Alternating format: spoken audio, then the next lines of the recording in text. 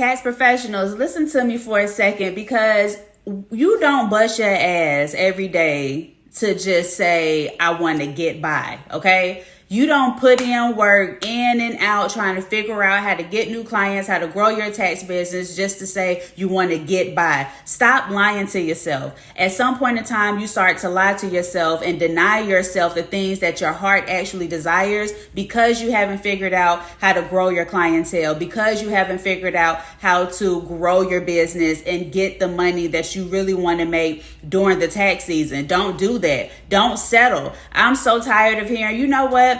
I don't want that luxury car. I just need some reliable transportation. Okay. I don't want that high rise condo or that 5-bedroom house. I just want something for me and my baby to be able to sleep up under. No, you want that luxury car. You want that high rise condo.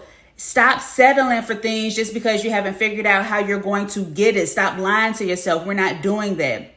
We are not telling ourselves mediocrity every morning. We are not accepting that from ourselves. So instead of settling for the things that you know you want, figure out how to get the thing. You might have to invest in yourself. You're definitely going to have to make some sacrifices, but do what you need to do to get your heart's desire, period. No more excuses.